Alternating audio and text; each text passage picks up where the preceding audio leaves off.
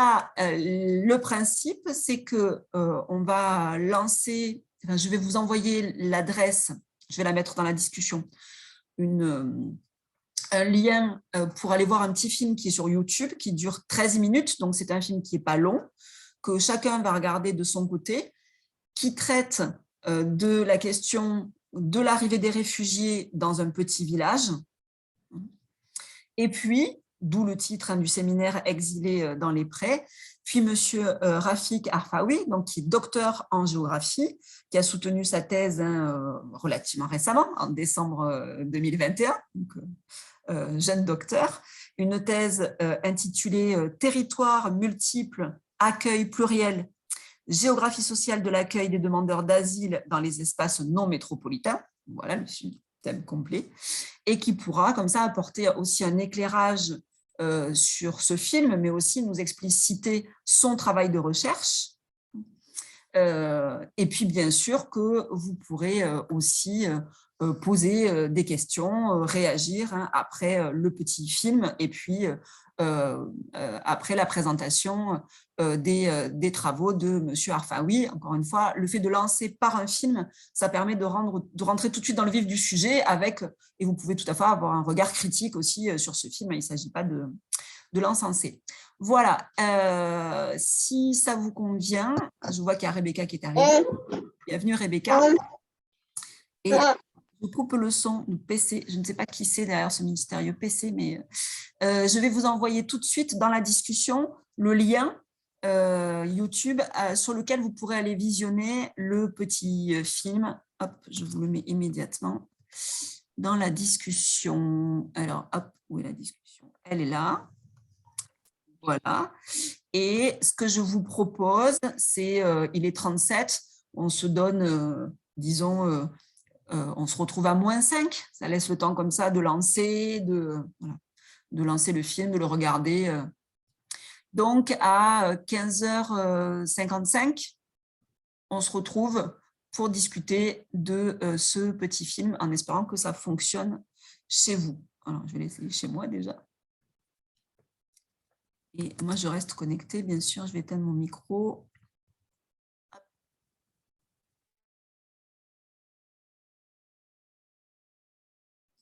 On ne vous entend plus de toute façon.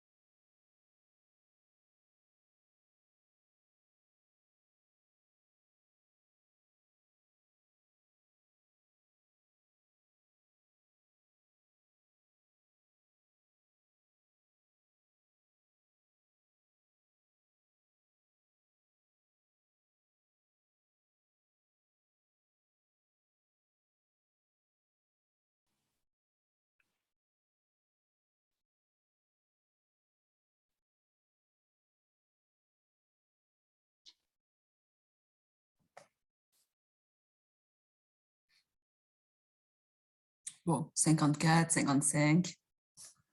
Ça devrait arriver. Ça va arriver, oui, c'est ça. Je ne sais pas si tout le monde est à peu près de retour. Normalement. Et oui. Ouais, je voulais juste préciser, avant de vous donner la parole, que le réalisateur s'appelle Yannick Cador de ce petit film et que j'ai essayé de le contacter pour l'inviter aussi à participer au séminaire et que j'ai pas du tout réussi à trouver ses coordonnées. Voilà, mais c'est pas faute d'avoir essayé. Ça aurait été intéressant d'avoir son retour à lui. Donc voilà, réalisateur Yannick Cador de ce film produit par Arte. Voilà. Alors, est-ce que vous avez des choses à en dire? Qu'est-ce que vous avez eu comme réaction? Est-ce que vous a plu, pas plu, étonné, pas étonné? Bon, est-ce que quelqu'un a quelque chose à en dire ou pas encore? Vous êtes trop frileux. Rebecca, qu'est-ce que tu en as pensé derrière ta caméra là-bas? Je ne sais pas si elle s'est reconnectée.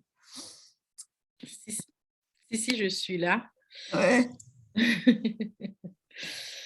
Je pense que je suis encore en train de digérer, vu que c'est un film très, très court, donc on voit pas beaucoup de choses de cet accueil ou des premières interactions entre les migrants et la population locale.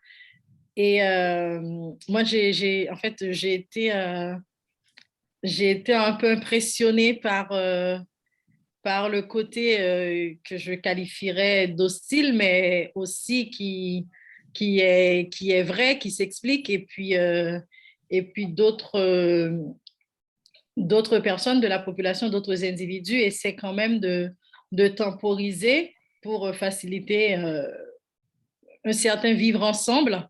Bon, on ne sait pas trop ce que ça donnera. Mais ce côté, la représentation des migrants, c'est une représentation médiatique. Et puis, donc, on s'en tient à la représentation médiatique. Et puis, dans la réalité, je dirais, donc, on se dit, bon, les migrants, c'est comme ça. Donc, du coup, nous, on n'en veut pas parce qu'on n'en a jamais eu, etc. Et donc, ça fait un petit peu pareil, je pense, dans d'autres cas, en fait, notamment en France ou peut-être en Europe. Ça fait un petit peu pareil. Je ne sais pas, le réalisateur, lui, c'est dommage qu'il ne soit pas là. Oui, c'est dommage, oui. Ouais, en fait, qu'est-ce qui l'avait poussé à faire ce reportage, etc. En fait, parce que là, ce côté-là, je pense que à chaque fois, ça se répète souvent sous une forme ou sous une autre, en fait, le nom d'accueil ou sinon une sorte en fait, les côtés, on va dire, pas trop joyeux ou pas trop sexy de l'accueil des migrants. Donc, c'est quelque chose qui se répète souvent. Je ne sais pas pourquoi lui, il a été cherché, en fait, pourquoi il voulait montrer ça. Est-ce que c'était parce que, bon, Il y a le réalisateur et le photographe. Je pense que ce qui a intéressé le réalisateur, c'est qu'il y ait le photographe qui soit venu. Moi, ce que j'entends, ok, c'est le jeu sur l'image, c'est-à-dire on renvoie une image qui est l'image un peu d'Épinal des migrants qui arrivent sur les bateaux avec les gilets de sauvetage, etc. Et qu'on répond à des images par des images. Enfin, en tout cas, c'est. Je sais pas ce qu'en pensez les autres. Si vous avez ça vous a plu, pas plu, étonné. Je vois des écrans noirs et du silence. C'est un peu. Attendez, j'ai un nouveau message. La surprise de la population nationale qui a voté pour. Alors, attendez. Youssou, vous pouvez prendre la parole. Je ne sais pas si c'est pratique pour vous, mais on peut vous entendre aussi et vous voir si vous voulez. Youssouf. Oui, est-ce que vous m'entendez, madame? Oui, on vous entend, oui. Voilà, je pense que le réalisateur a essayé de mettre en évidence ce qui se passe, mais le contexte qui est choisi, je ne sais pas quand est-ce que l'émission a été réalisée, je n'ai pas prêté attention. 2017. 2017. Voilà, voilà. Donc, du coup, la population, au départ, d'après l'intervention de la dame qui gère le bar, elle dit plusieurs personnes ont voté pour le Front National, environ 254, et elle est la seule à assumer. Et du coup, il voit 50 migrants arriver avec 15 autres nationalités. Et je crois qu'à travers ces images, comme vous l'avez dit, débarquer avec les Zodiacs et autres, il voyait ça à la télé. Et là, il commence à vivre cette réalité-là. Et quand le maire a commencé à parler, je crois que c'est 50 personnes qui représentent 5,5% de la population locale.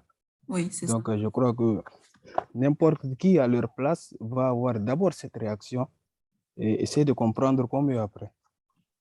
C'est mon avis. Merci, Youssouf.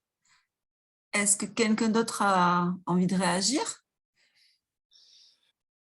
Ouais, bah alors peut-être pour faire l'articulation avec ce qui viendra après, mais c'est vrai que le propos du film, on a l'impression que c'est de nous dire que l'image négative du migrant, elle est médiatiquement construite en réalité, et c'est ça qui fait peur aux habitants, mais qu'au fond, finalement, une fois confrontés à ces populations, bah, en réalité, les habitants auraient un fond plutôt bienveillant, en réalité, seraient naturellement naturellement bienveillant vis-à-vis de ces populations-là, et donc que l'espoir serait permis. Bon, je pense qu'il faut qu'on avance un petit peu sur le plan scientifique, quoi, au-delà du propos du film, quoi. Parce que moi, je suis assez d'accord sur le fait que l'image du migrant est construite. Je suis aussi tout à fait d'accord sur le fait qu'il n'y a pas, en fait, il n'y a pas de mécanisme naturel de rejet ou d'adhésion à ces populations ou d'accueil de ces populations, que les choses sont plus complexes que ça en réalité. Et peut-être que Rafik va nous permettre d'avancer sur cette question d'un point de vue plus scientifique après. Ben voilà, c'était exactement ça le but, sauf si quelqu'un d'autre, encore une fois, veut réagir à chaud avant qu'on ait le regard qui est scientifiquement construit pour le coup de Rafik. Mais sinon, on va l'écouter puisque toi, tu t'es vraiment intéressé en détail et en profondeur à ce qui est juste suggéré dans le film, c'est-à-dire comment ça se passe quand il y a des exilés dans les prés. Voilà, pour prendre le thème du séminaire. Et oui, tout à fait. Je vais te mettre administrateur de façon à ce que tu puisses partager des documents. D'accord, ça marche. Hop. Je te nomme animateur. Voulez-vous changer de... Voilà, hop, c'est bon. Donc, je rappelle une thèse soutenue en 2021, pour ceux qui sont arrivés un peu tard, en décembre 2021, précisément sur la géographie sociale de l'accueil des demandeurs d'asile dans les espaces non métropolitains, territoires multiples, accueil pluriel, voilà, une thèse de géographie. Et à l'heure actuelle, si mes tablettes sont à jour, tu es à terre en géographie. Aménagement, c'est ça. C'est bien cela. Alors, juste pour savoir, pour partager l'écran, parce que là, il me dit tout à fait en bas. Partager. Ouais. Voilà. Et ben, après, tu choisis le document que tu veux partager. OK. Si donc, là où il y a écran partagé, oui, pardon. Si tu cliques sur la flèche verte, où il y a écrit écran partagé, tu la vois? Parfait, c'est bon. Ouais, c'est bon, je la vois. Voilà. Hop, normalement, Ça y là, est, c'est bon. j'ai dû partager. Ouais, on y est. Étant donné que j'ai prévu, Parfait. en fait, des animations, alors, je pense que je vais mettre en mode lecture pour que ce Ouais, soit… très bien, super, euh, on voit parfait. OK, si jamais… alors, quand je clique sur l'écran, est-ce que ça bouge? C'est bon? Oui, oui, ça bouge. OK, parfait. Bon, du coup, je vais revenir. OK. Eh ben, parfait. Donc, bonjour à toutes et à tous. Merci beaucoup encore une fois donc à Marie, donc, Madame Marie Redon de m'avoir invité et puis à Monsieur Boris Lebeau aussi d'avoir suggéré gentiment mon nom. Donc, je suis en effet à terre en ce moment en géographie et aménagement et puis j'ai fait une thèse en fait en géographie sur l'accueil des demandeurs d'asile dans les espaces non métropolitains. Alors, je pense qu'il y a pas mal de choses qui ont été déjà évoquées dans le film, qui constituent en fait des pistes très intéressantes de réflexion, qui sont à la fois la dimension, moi je pense, 2 ou 3 dimensions importantes dans le film. C'est cette dimension en fait d'espace, de localité, de taille en fait de petite taille qui ici donc est caractérisé par une sociabilité un peu d'interconnaissance parce que tout le monde un peu connaît tout le monde, on le voit et on le voit d'ailleurs dans le film à la fin avec ce repas un peu partagé où finalement bon, les gens qui sont ici en train de demander l'asile, finalement bon, ils arrivent quand même à partager un repas, à être là, mais il y a quand même des éléments qui sont de fond et qui mériteraient quand même d'avoir un regard critique, c'est-à-dire sur finalement est-ce que les demandeurs d'asile viennent chercher la liberté, comme dit aussi le photographe, ou parce que il y a un demandeur, il y a une personne qui s'appelle Adnan dans le film et qui nous dit en fait que lui est venu chercher quelque chose d'autre. On ne précise pas en réalité si c'est vraiment la liberté, Marianne. Et donc on voit en fait que l'Europe est finalement symbole de liberté. Alors c'est pas forcément la vie de toutes les personnes qui sont en situation de demande d'asile. Donc on va essayer d'aborder cela tout au long de la présentation.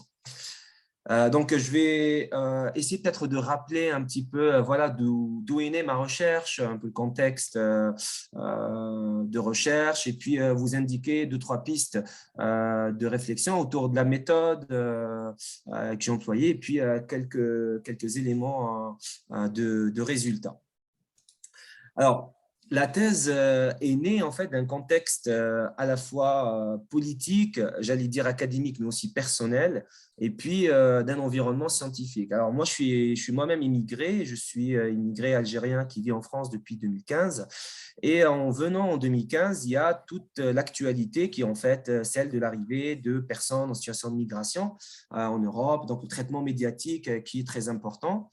Donc, ça m'a évidemment interpellé, d'autant plus que moi-même, j'ai été confronté à cette dimension un petit peu de la migration par le biais de la préfecture en demandant titre de séjour d'étudiant à l'époque pour pouvoir… voilà, et donc, il y avait cet élément qui m'interpellait et sur lequel je voulais travailler quand il fallait rédiger en fait un état de l'art. Donc, c'est né un petit peu de là. Et il y avait aussi, donc, à côté de ce contexte, en fait, un contexte politique.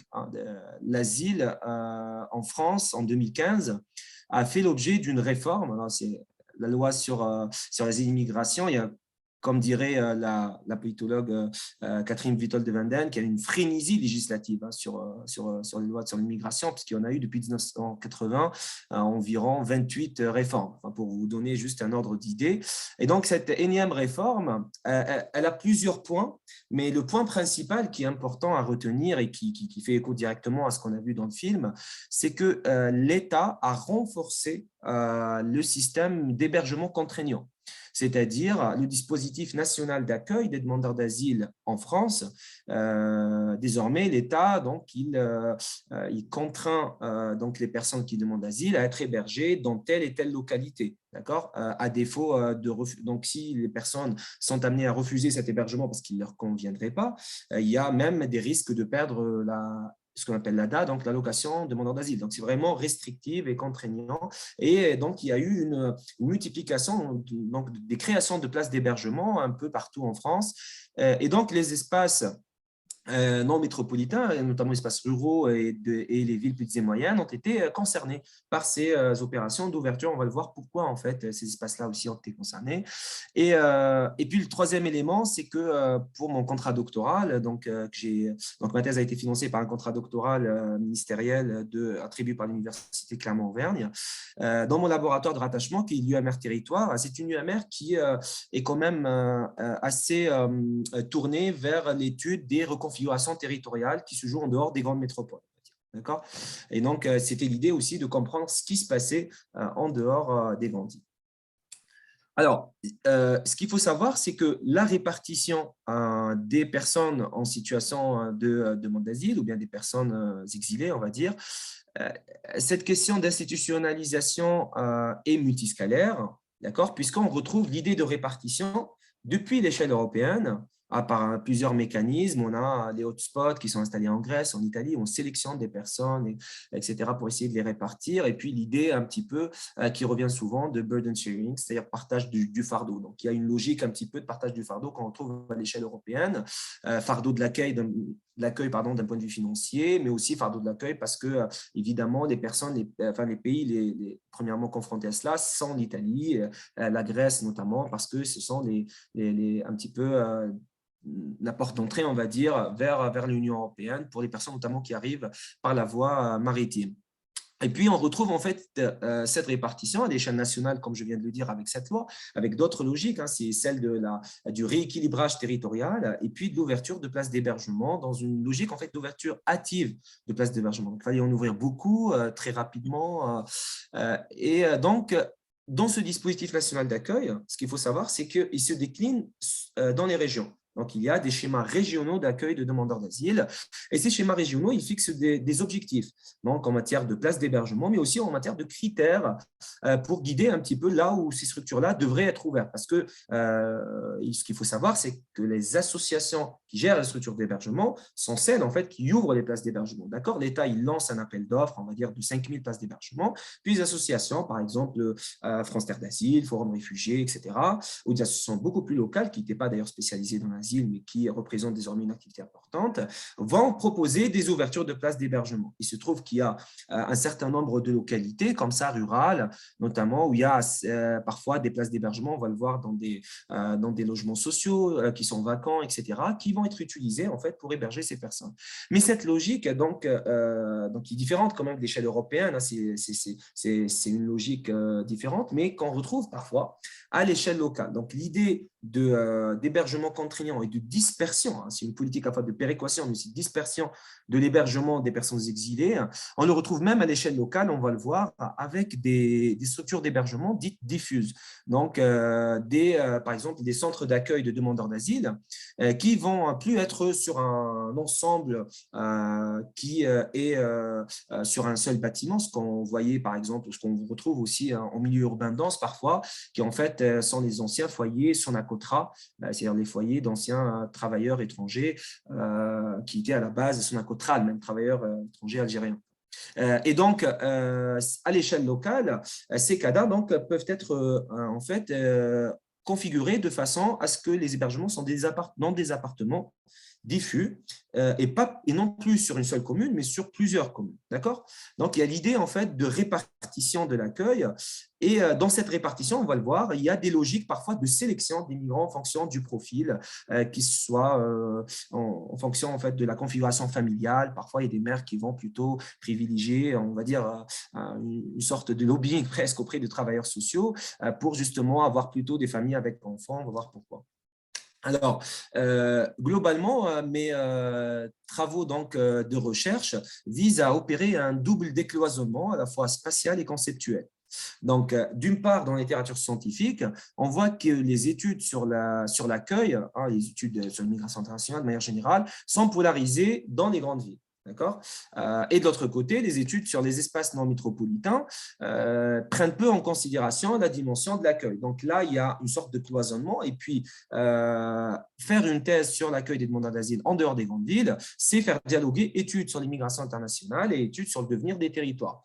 C'est quelque chose qui a été, je me permets juste de signaler, par exemple, un programme de recherche qui a commencé au même moment du démarrage de ma thèse, mais auquel je ne suis pas rattaché, qui s'appelle Camigri, l'immigration dans les campagnes françaises, et qui a été conduit en partie par des chercheuses, des chercheurs à l'UMR Migranter, à l'Université de Poitiers.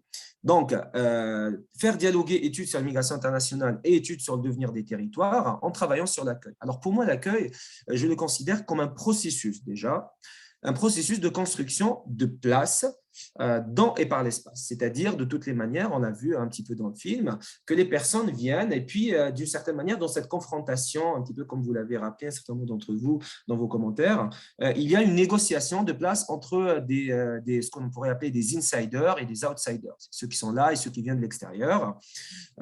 Et donc, il y a une construction de place. La place est à comprendre dans sa dimension matérielle, mais aussi dans sa dimension donc de sens, donc la dimension sociale, culturelle, etc.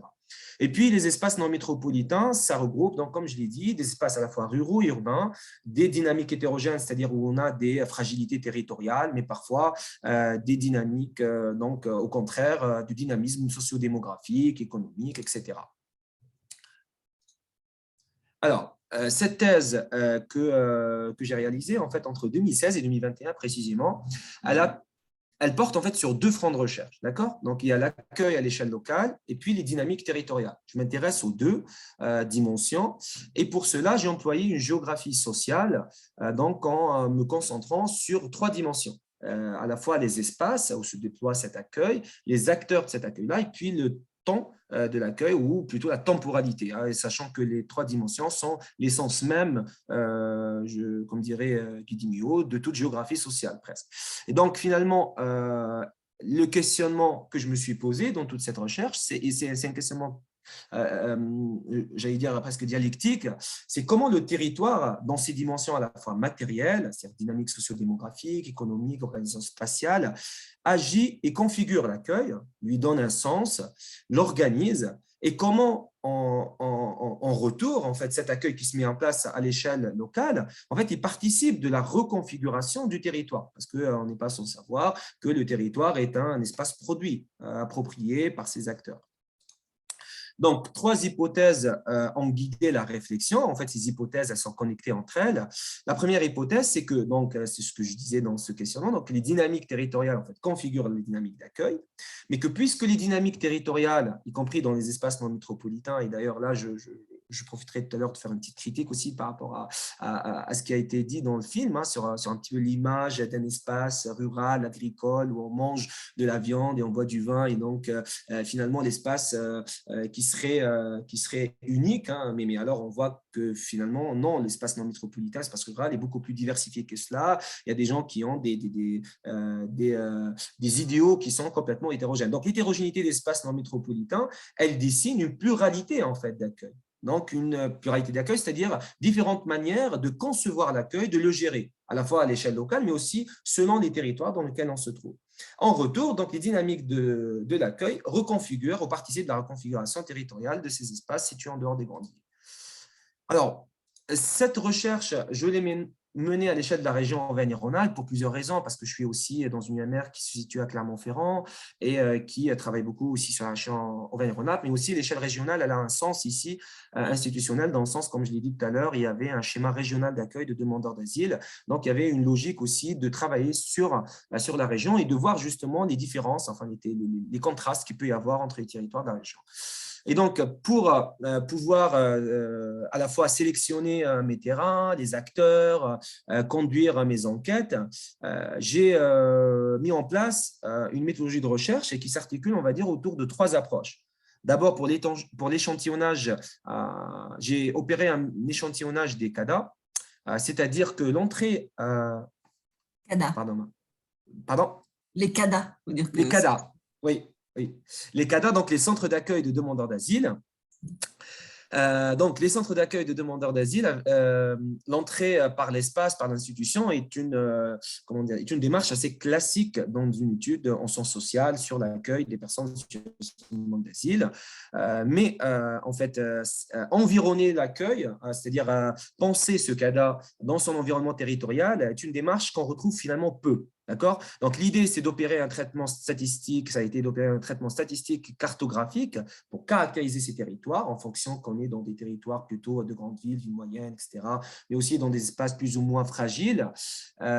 Et puis, l'autre critère, c'est le type d'hébergement. Est-ce qu'on est plutôt dans un hébergement diffus ou regroupé, comme je vous ai dit tout à l'heure?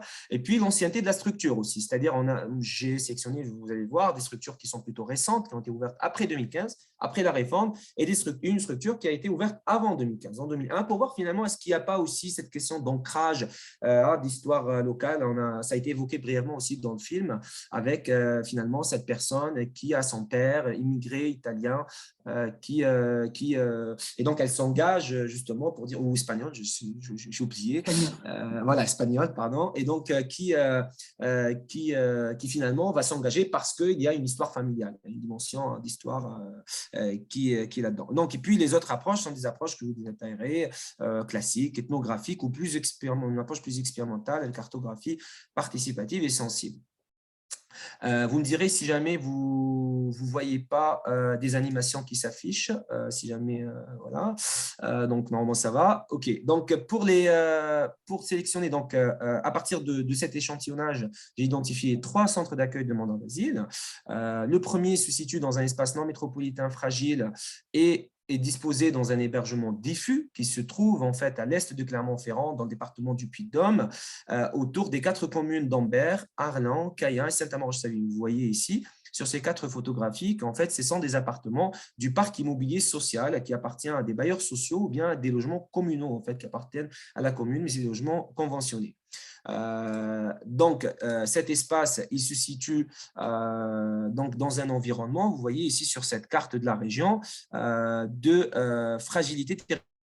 Alors, cette carte, ce fond de carte, ces critères de fragilité territoriale sont des critères en fait qui prennent en considération l'aspect démographique, par exemple, pour le résumer, si un territoire perd de la population en raison d'un solde naturel et ou migratoire négatif, donc des problématiques d'accessibilité, des problématiques de chômage, etc.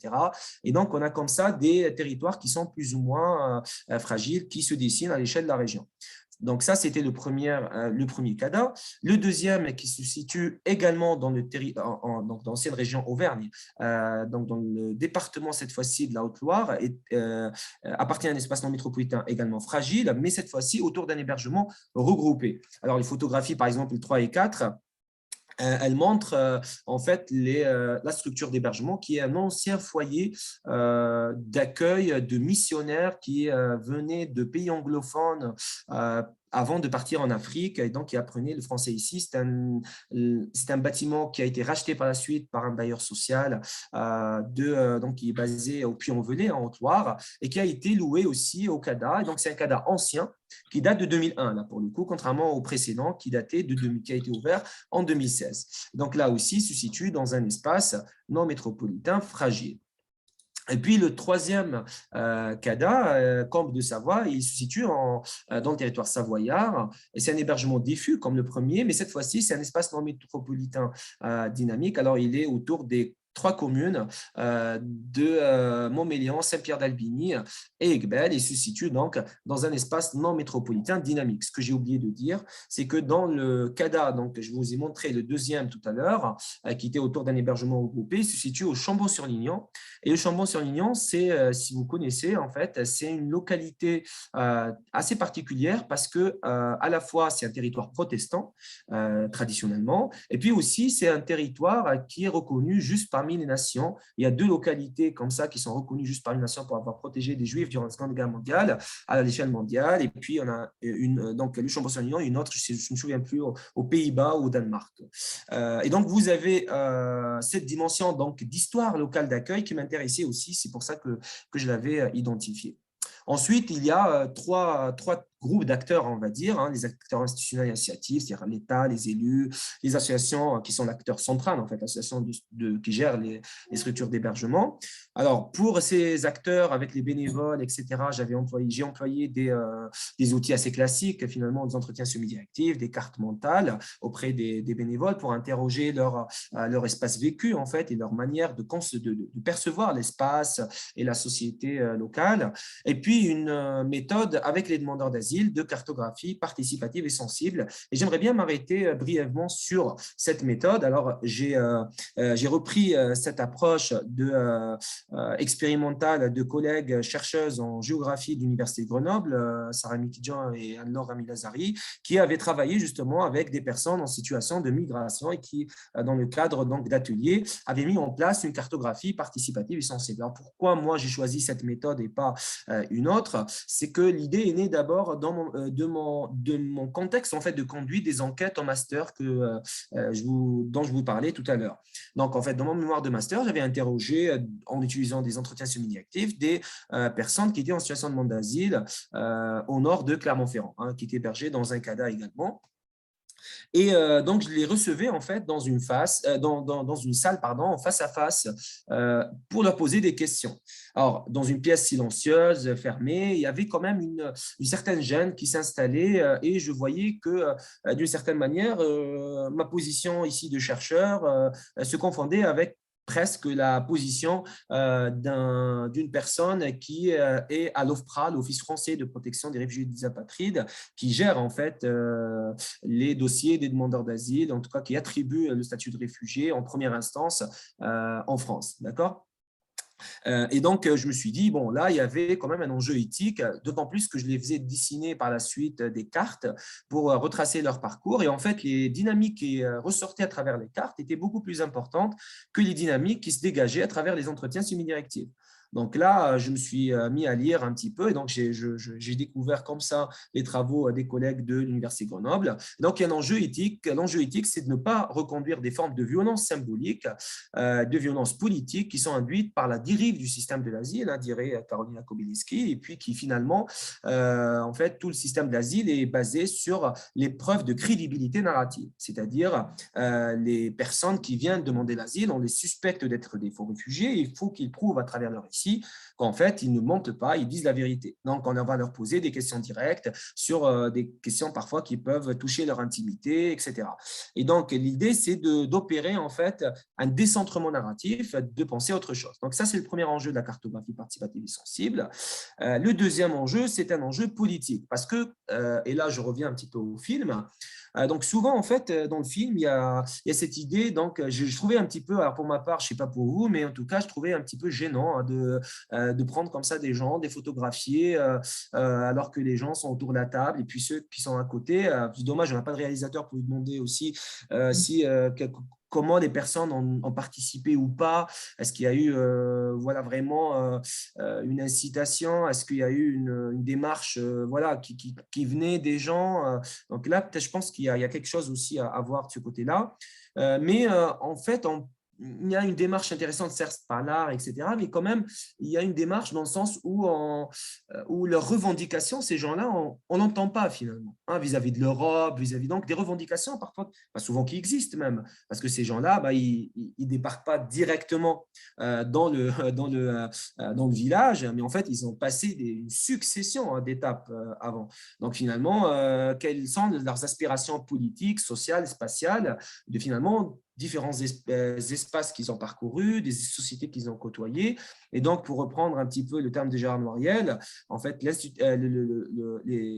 les protocoles de recherche qui ont été mis en place en sciences humaines et sociales pendant très longtemps ont atomisé la parole des demandeurs d'asile. Donc, on ne voit plus en fait leurs revendications naître finalement parce qu'on parle un petit peu en leur nom, on dit que finalement ils viennent chercher la liberté en Europe, l'Europe c'est la liberté, point barre. On va voir dans les cartes qui ont été produites que ce n'est pas tout à fait pareil.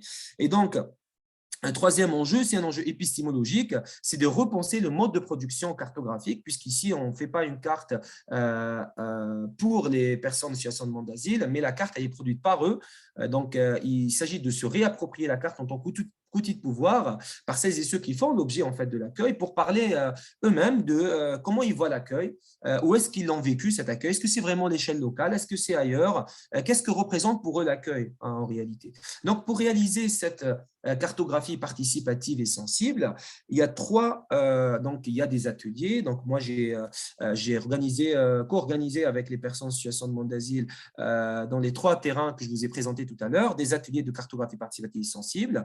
Et ensemble, en fait, déjà, on prenait le temps. Donc, il y avait déjà une étape de préparation, c'est-à-dire que je vais avec eux, je parle avec eux avant même d'organiser des ateliers pour essayer un petit peu aussi de les connaître, qu'ils me connaissent, de savoir qui je suis. Donc, je me présentais. Puis, j'insistais aussi sur le fait que moi, je ne représente pas le CADA, je ne représente pas l'État, que c'est une démarche aussi qui ne sera pas rémunérée parce que je n'ai pas de fonds pour qu'ils soient rémunérés, qui vont aussi donner des leurs parce que finalement, forcément, ils vont être là, ils vont participer et du coup, quelle est aussi leur part de réception finalement, pourquoi ils devraient participer à cela eux aussi. Donc, et ça aussi, c'est une question qui se pose. Et moi, j'ai eu des gens, par exemple, juste pour avoir aussi une autocritique vis-à-vis de cette approche, pour avoir des gens qui me disent, bon, finalement, nous, on ne veut pas parce que ça demande beaucoup trop de temps et peut-être faire une autre démarche. Voilà. Donc, juste pour dire que toute démarche n'est pas exempte quand même de critique.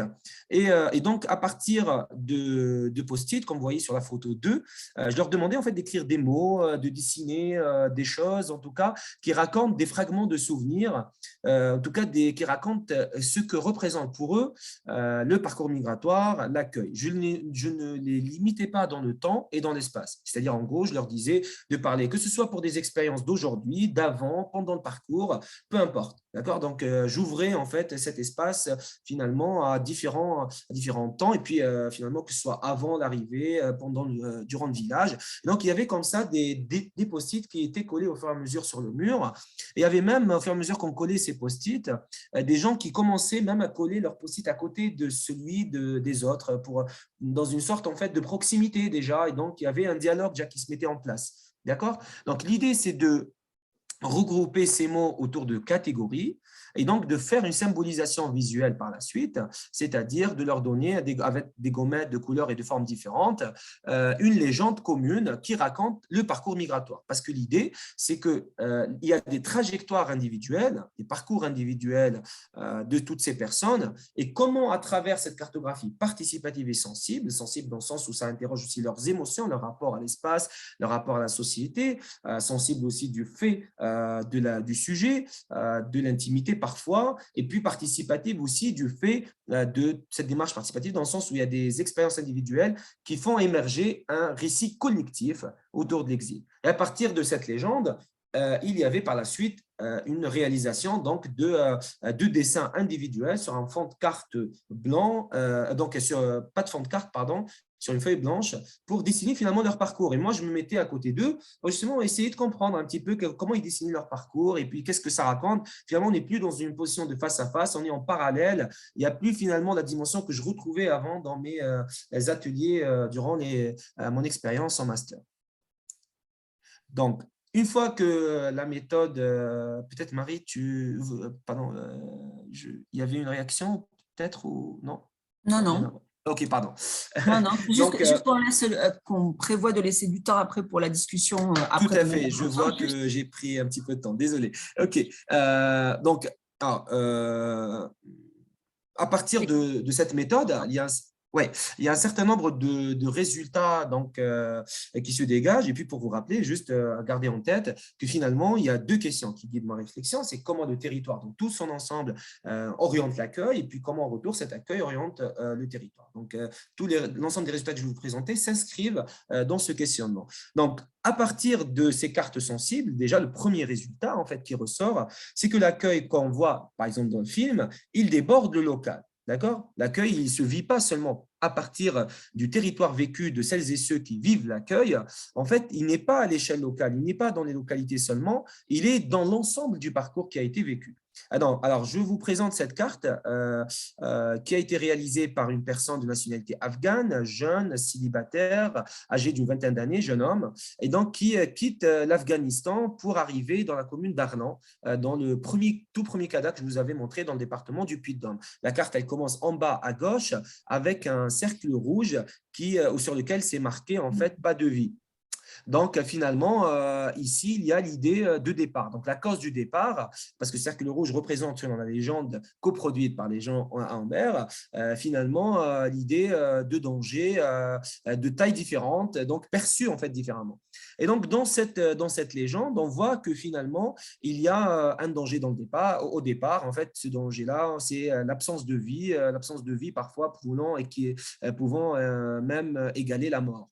Donc, l'absence de possibilité de vivre aussi, c'était l'exploitation en partie dans des travaux qu'il faisait pour l'armée américaine en tant que peintre dans le bâtiment, etc. Et donc, finalement, il me raconte tout son parcours. Donc là, par exemple, vous voyez après, l'espace Achouré, c'est un espace pour lui qui est un pays à part, quasiment situé entre 3 frontières. Je rappelle que cette carte a été dessinée en 2017 par cette personne qui a participé dans les ateliers. Et c'est un espace qui se situe entre l'Iran, l'Afghanistan et le Pakistan, qui pour lui est représenté, en tout cas contrôlé par les talibans. On voit aujourd'hui que cette carte avait tout son sens, en fait. Et donc, il me raconte, en fait, que pour lui, l'accueil, on voit que ce soit ici, dans cet espace entre l'Afghanistan, l'Iran et le Pakistan, ou bien à Istanbul, à Budapest, jusqu'à Paris, Calais, comme vous voyez à droite en haut de la carte. En fait, il y a une succession de frontières. Pour lui, l'accueil, la rencontre avec l'autre, en fait, la place qui se crée avec l'autre, elle est une place qui se crée dans les frontières et par les frontières. Et donc, dans cette carte-là, en fait, il y a une dimension de jugement a posteriori. Donc, lui-même, au fur et à mesure qu'il dessinait sa carte, il me disait ici, bon, police, migrants, 50-50. Donc, je me demandais, bon, ça veut dire quoi? En fait, que bon, ça dépend des gens. Il y a des policiers, c'est-à-dire de l'État, finalement, en Turquie. Il y a parfois des gens qui nous facilitent la tâche, il y a parfois des gens qui nous contrôlent, qui nous facilitent pas la vie dans l'espace. Donc, il critique déjà en fait les instruments de contrôle de la frontière, du contrôle de la migration, délégué en partie ici par l'Union européenne à la Turquie, mais il contrôle aussi des espaces en Europe. Par exemple, ici, il nous raconte comment en Bulgarie, il était capturé, renvoyé en Turquie, et comment il contournait cela pour encore franchir la frontière.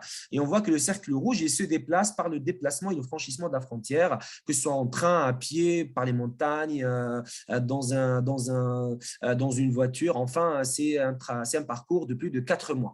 Et donc, la rencontre avec l'autre, elle se fait par les frontières. La deuxième expérience, c'est l'expérience, donc je vais vous raconter 3 expériences. La première expérience, c'est la frontière. La deuxième, c'est celle de la violence.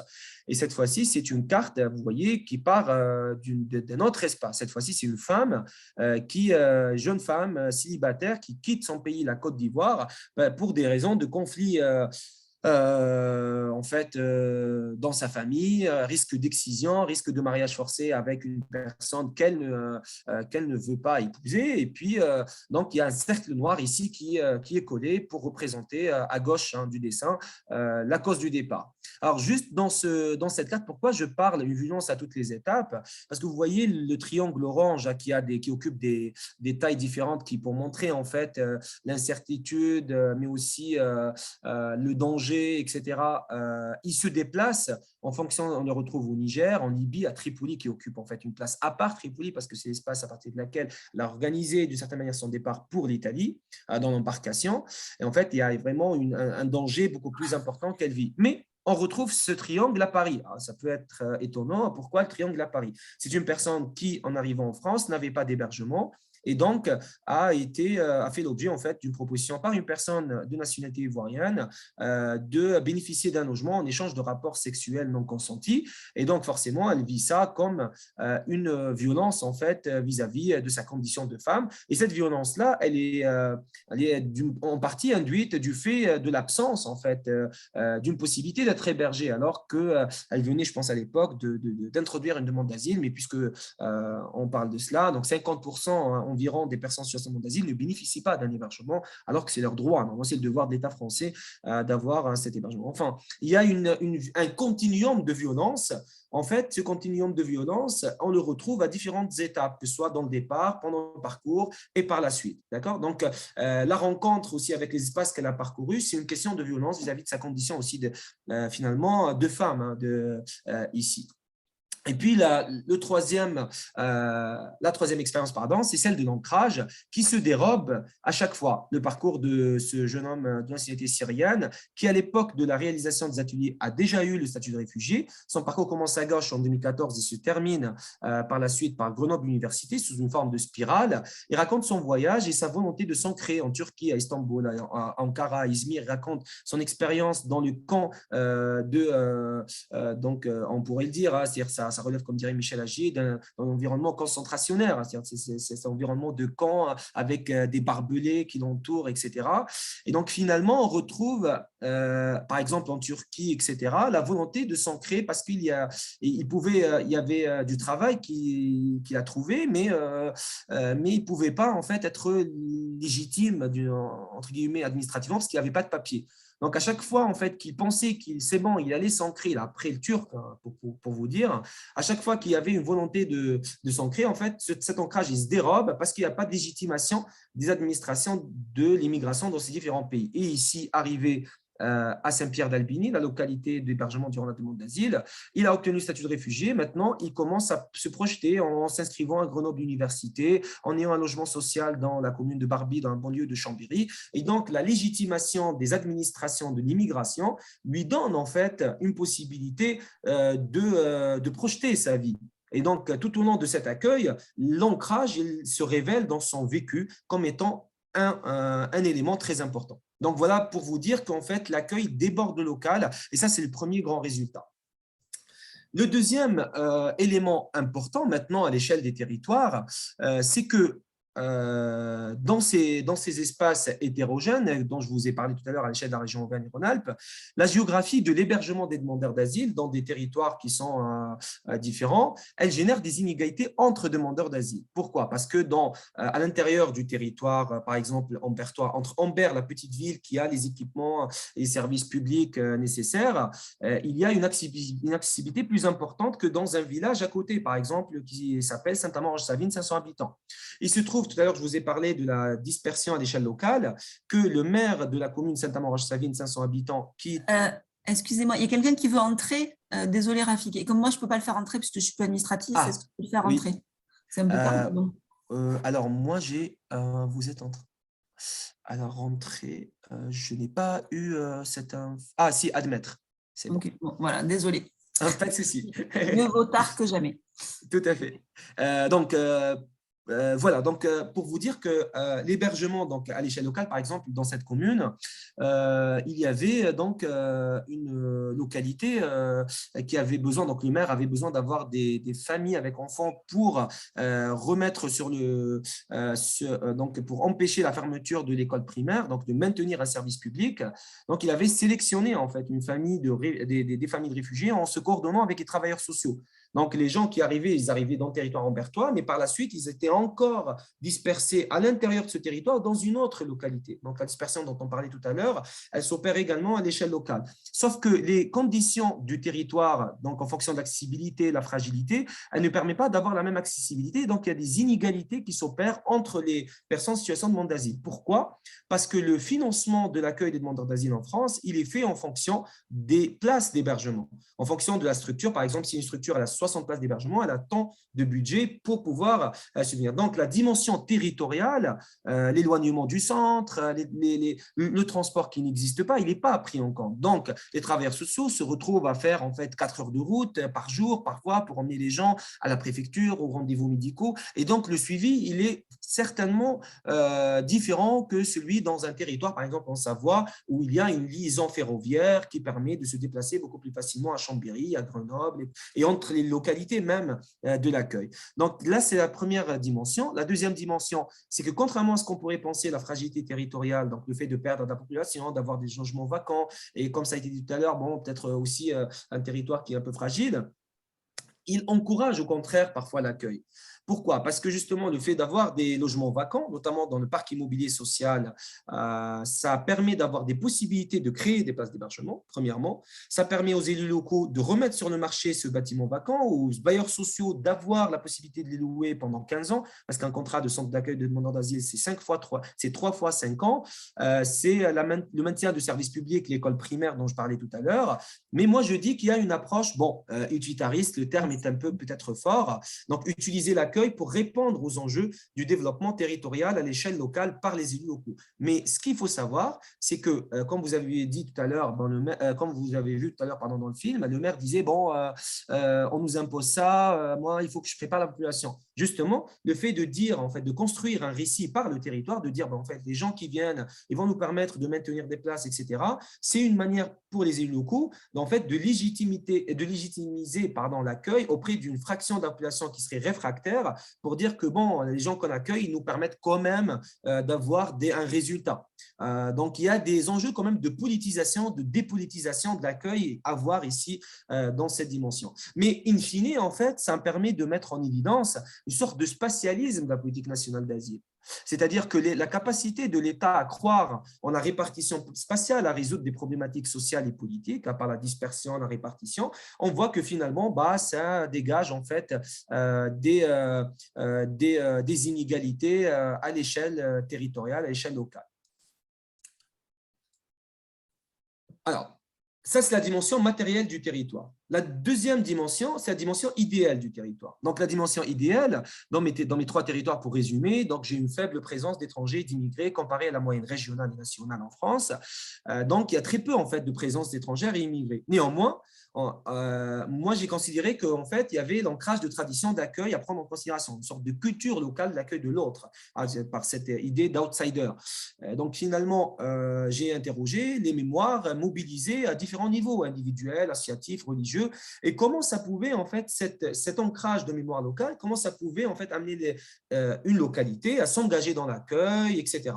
Et donc, j'ai interrogé la mémoire de l'accueil de l'autre dans la localité du Chambon-sur-Lignon. Le Chambon-sur-Lignon, donc, je vous l'ai présenté brièvement tout à l'heure. Et sur cette photographie, vous voyez donc le temple protestant qui est à l'entrée de la commune du Chambon-sur-Lignon, sur lequel on voit sur cette banderole écrit « Exilé, l'accueil d'abord ». C'est une campagne en fait faite par l'Église unie de France pour justement, protestante unie de France, pour justement encourager l'accueil, etc. Mais je me suis dit, peut-être c'est une banderole parmi d'autres, ça raconte rien. Sauf qu'en faisant mes enquêtes de terrain, je me suis aperçu que quand même, cette banderole, elle ne voulait pas rien dire. Il y avait quand même une situation assez particulière, celle de conflictualité. Pourquoi? Alors, je vous montre brièvement cette image où on voit donc, le temple protestant qui fait face au lieu de mémoire. Le lieu de mémoire, c'est une sorte de musée à l'échelle locale pour parler de la tradition d'accueil donc, des enfants juifs durant la Seconde Guerre mondiale.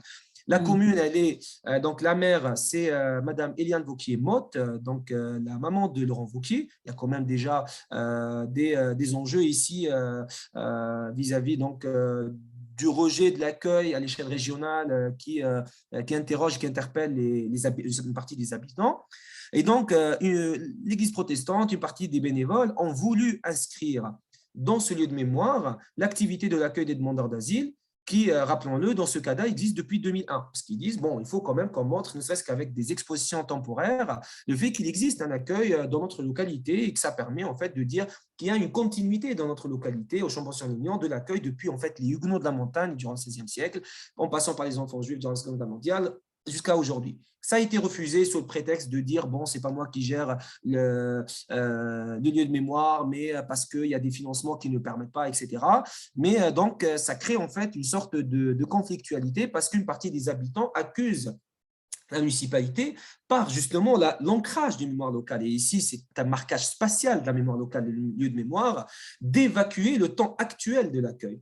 Donc, de le cerner, de le concentrer seulement sur la période Deuxième Guerre mondiale pour montrer un village accueillant, ouvert, etc. Alors, donc, la banderole, elle vient ici, vous la voyez, positionnée juste en face de l'accès au lieu de mémoire, fréquenté par les visiteurs qui viennent des alentours, mais aussi de plus loin, pour dire, il y a aussi quelque chose qui se passe aujourd'hui, qui est l'accueil des exilés dans notre temps moderne, dans notre temps contemporain.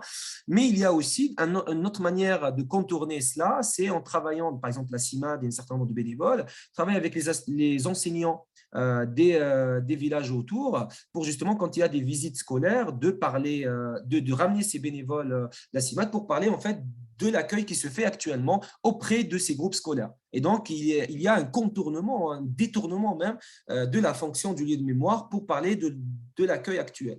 Donc, au-delà de l'ancrage, il y a vraiment des conflictualités. Ouais. Et donc, au-delà de ces éléments, juste rapidement pour vous dire que ces espaces hétérogènes sont habités par des personnes qui ont des vécus hétérogènes. Hein. C'est souvent, alors les bénévoles dans mes terrains, souvent des néo-ruraux retraités qui ont habité une grande ville auparavant, qui habitent un village ou un hameau aujourd'hui dans mes terrains. Donc, c'est souvent des néo-ruraux et donc il y a cette problématique à la fois de retraités, mais aussi mais aussi d'autres personnes qui sont en fait des personnes qui ont eu l'expérience, donc moi je dis de l'altérité, c'est-à-dire ils ont pour la majorité, pour une bonne partie d'entre eux, en tout cas la moitié ou plus de la moitié parfois, résidé à l'étranger, habité à l'étranger, et aussi eu un engagement antérieur auprès des personnes immigrées dans les grandes villes. D'accord. Donc, j'ai par exemple interrogé des personnes, donc des retraités néo-ruraux, mais aussi des personnes se revendiquant du mouvement anarchiste, des personnes qui n'ont pas du tout de revendication politique. Donc, il y a des profils hétérogènes. Et ces profils hétérogènes, qui sont à la fois des enseignants, des travailleurs sociaux qui s'engagent, ça leur confère en fait des capitaux. Donc, il y a à la fois un capital spatial qui, par le fait du voyage, la rencontre à l'étranger, le capital symbolique, capital culturel, qui est remobilisé. Vous voyez tout à l'heure, par exemple, la femme qui disait, bon, moi, mon père, c'est un immigré. Donc, c'est une sorte de capital un petit peu presque symbolique qu'elle remobilise ici dans l'engagement. C'est pareil. Et donc, l'ensemble de ces capitaux par lesquels sont dotées ces personnes configurent en fait un accueil complémentaire. D'accord ? Alors, je ne vais pas vous perdre avec ce dessin, mais je vais vous retenir votre attention avec deux éléments. L'accueil local au concret, dans ce qu'on a vu tout à l'heure, c'est des réponses à des besoins en fait, concrets, physiques ou psychiques. Ces besoins sont identifiés par les acteurs locaux, on va dire, et donc les risques vécus, par exemple, l'absence de formation, territoire enclavé, etc. Donc, les réponses, les synergies locales, elles répondent à deux éléments. À la fois le risque vécu dans le territoire, donc la fragilité territoriale, par exemple le fait qu'il soit enclavé, et aussi par le capital de chaque personne. Donc, si on regarde la mobilité, dans des territoires enclavés, il se met en place un covoiturage solidaire, voire même dans des déplacements internes difficiles. Par exemple, en Savoie, il y a le train, mais à l'intérieur des localités difficilement accessibles de se déplacer, etc., il y a des vélos solidaires qui sont prêtés. Et à côté de l'aspect territorial, l'aspect des gens, donc souvent, ça va être des personnes qui vont donner des cours de langue parce qu'elles sont retraitées de l'éducation nationale, donc elles s'estiment légitimes de donner des langues. Mais néanmoins, à côté de ce modèle qu'on retrouve par exemple dans le livre La ville accueillante qui a été co-dirigé par Cyril Hannah, et dirigé par Cyril Hannah, on retrouve en fait de nouveaux risques vécus. Moi, je dis que finalement, la mobilité, en fait, cette synergie locale, elle risque d'avoir une dépendance et de perte d'autonomie chez ces personnes-là, et aussi parfois, je remarque une sorte de posture d'exclusion, de domination dans les cours de langue où on va voir par exemple des personnes concrètement qui vont dire ils ne veulent pas s'impliquer, donc ce n'est pas vraiment des personnes qui devraient avoir la protection internationale. Donc ça, c'est le côté, le territoire qui agit sur l'accueil. Et rapidement, comment cet accueil reconfigure le territoire? C'est par le temps. Donc, le temps sert la temporalité, sert comment le temps est approprié par les acteurs. Il y a deux types de temporalité que je nomme légitimiste et l'autre que je nomme contestataire. Le territoire légitimiste ou légaliste, c'est-à-dire ce que les gens estiment que l'État estime être légitime. C'est-à-dire qu'ils vont s'engager seulement après des demandeurs d'asile. Le territoire que je nomme solidaire est un territoire qui naît à partir de lieux qui existent déjà, mais qu'on réadapte. Par exemple, la maison des associations, ici, l'association cantonale d'animation à Saint-Pierre-d'Albigny, où il y a déjà des cours de langue pour les étrangers qu'on va adapter pour les demandeurs d'asile. On va faire par exemple des bandes dessinées pour informer la population de l'arrivée de populations syriennes dans le village à Saint-Pierre-d'Albigny. C'est une bande dessinée qui raconte le parcours, et également à Saint-Pierre-d'Albigny. Et puis, donc ici, on a un territoire solidaire, que je nomme solidaire parce qu'il est vraiment un territoire légaliste. Et de l'autre côté, il y a un territoire que je nomme révolté qui naît d'une temporalité contestataire. C'est-à-dire il y a des gens qui contestent la temporalité de l'État, pour reprendre les termes d'Henri Lefebvre, en même temps que l'État écrase le temps, il y a des forces qui s'y opposent, en fait, qui reconfigurent le territoire. Et donc, ils ouvrent leur accueil à des personnes qui ont été délégitimées par l'État, c'est-à-dire des déboutés du droit d'asile. Et cette résidence élégante en est un exemple emblématique qui se trouve à Ambert. Et donc, à Ambert, cette résidence élégante, en fait, elle héberge des familles déboutées de leur droit d'asile, mais au-delà de s'engager auprès des demandeurs d'asile, en fait, dans cette petite ville qui est Ambert, on voit ici dans cette résidence, dans le rez-de-chaussée, des événements qui vont se mettre en place pour parler de féminisme, d'éolien, de sujets politiques, donc, et avoir aussi des réflexes, par exemple, d'autogestion avec cette affiche vendue à prix libre, etc. Donc, il y a vraiment des logiques qu'on retrouve beaucoup, et donc ici, qui viennent parfois même de la grande ville ou du mouvement anarchiste, mais pas que, hein, et donc qui reconfigurent en fait le territoire situé en dehors des grandes villes. Mais au-delà de cette… je finirai là-dessus pour laisser le temps à la discussion, juste pour vous dire que, en fait, le territoire, certes, qui se reconfigure, c'est le territoire local, mais c'est aussi le territoire de celles et ceux qui vivent dans ces espaces-là. Et je finirai sur ce dessin pour vous dire que, par exemple, l'attente, que je considère comme une forme productive et comme un rapport de pouvoir dans cet espace d'entre-deux, ici, dans ce dessin de carte sensible, comme vous avez vu tout à l'heure, j'ai demandé à la personne donc, ce que ça représentait. En fait, pour lui, c'est la localité de Montmélian. Il représente uniquement le foyer de jeunes travailleurs où il est hébergé, le CADA, le secours catholique, donc des espaces administratifs d'entraide où les rues sont vides. Il n'y a pas d'autres espaces. Ce n'est pas qu'il ne les connaît pas, mais c'est qu'il ne les fréquente pas du fait, en fait, de l'absence de l'attente d'une demande d'asile. Donc, le temps d'attente, il gomme l'espace en partie de ces personnes en situation de demande d'asile, mais parfois, on retrouve aussi des espaces qui sont réappropriés pour estomper l'attente. Voilà, je pense qu'on va s'arrêter là. Et puis, si peut-être vous avez des questions, je pourrais rebondir éventuellement sur d'autres éléments. Oui, alors merci beaucoup. C'était très riche, très dense. Et je pense qu'il doit y avoir peut-être quelques… Je ne sais pas s'il y a un ou deux articles que tu peux nous suggérer pour aller au bout de certaines des idées que tu as développées là et qu'on n'aura pas le temps de développer. Moi, j'ai peut-être juste une question très factuelle, mais avant 2015, est-ce qu'il existait déjà des CADA en espace hors métropolitain ou c'est vraiment depuis 2015? Tout à fait. C'est factuel. Ils existaient déjà des CADA avant 2015, comme par exemple le Chambon-sur-Lignon qui a ouvert en 2001. Ah oui, c'est ce que tu disais tout à l'heure. Et à l'heure actuelle, est-ce que quantitativement, toujours, hein, c'est juste pour situer, est-ce qu'on peut avoir une idée du pourcentage ou de la part des personnes qui sont hébergées dans des hors espace métropolitain, justement? Oui, alors je vous renvoie en fait à l'étude que vous retrouverez dans l'accueil hors des grandes villes, qui est un numéro de revue de la REMI, à l'article, pas celui que j'ai rédigé, mais à l'article qui a été co-rédigé par plusieurs auteurs, notamment William Berthomière, et qui parle en fait justement d'un point de vue statistique de l'accueil hors des grandes villes. Alors, entre 2015 et 2017, la part principale des places qui ont été ouvertes ont eu lieu dans des espaces non métropolitains pour ce qui concerne les centres d'accueil de demandeurs d'asile, parce qu'il y a d'autres types d'hébergements. Donc aujourd'hui, a priori, en tout cas dans la région Auvergne-Rhône-Alpes, l'espace non métropolitain n'occupe pas la place majeure des capacités d'hébergement.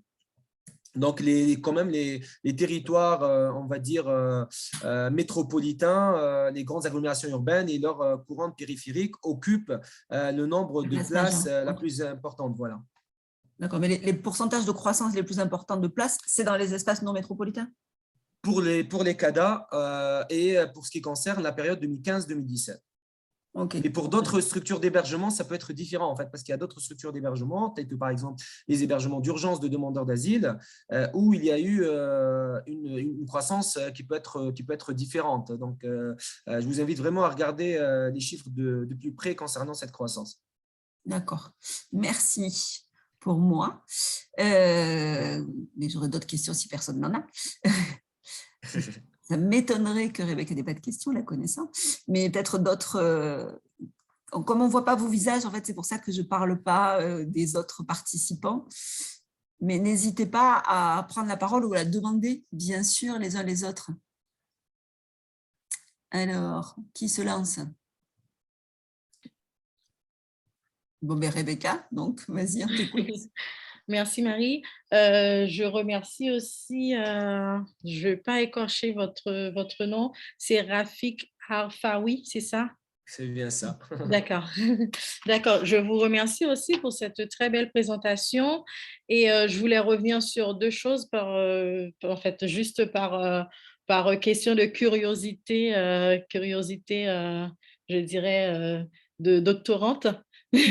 Donc, je voudrais revenir sur votre dernière représentation où vous avez montré différentes dimensions ou peut-être différentes questions de en fait, de toute cette expérience migratoire chez vos enquêtés. Par exemple, vous avez parlé de, je me rappelle, l'aspect violence, l'aspect reconnaissance, l'aspect...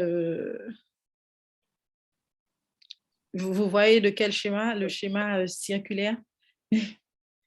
Ah oui, le schéma circulaire, d'accord, vers la fin, Oui. c'est celui-là. Voilà, je voudrais un petit peu revenir, en fait, je voudrais que vous reveniez sur en fait, la façon dont vous avez fait pour, je vais dire, pour construire ce schéma.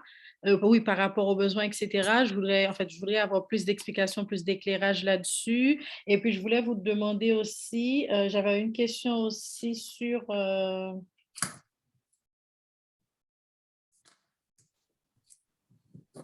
Je reviendrai sur la deuxième question, parce que là, je me perds un petit peu dans mes notes. Je vais rester sur les explications du schéma.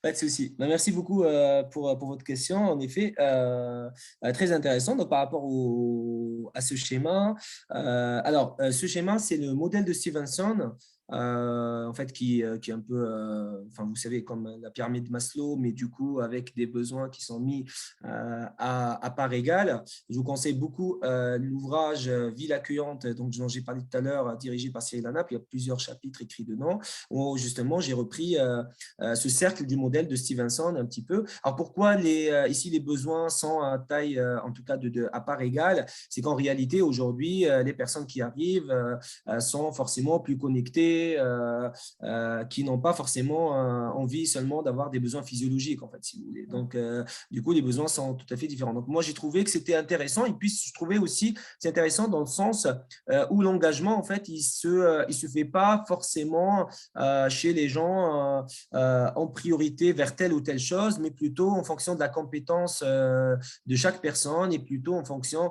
de la caractéristique du territoire. Donc, à partir de là, à partir de ces besoins, donc les thèmes, en fait, réflexion, reconnaissance, etc. Donc, il y a des risques vécus, alors ici, qui concernent une sorte de synthèse un petit peu de mes trois terrains. Par exemple, ce que je disais tout à l'heure, mais je peux prendre un autre exemple puisqu'on y est, par exemple, reconnaissance.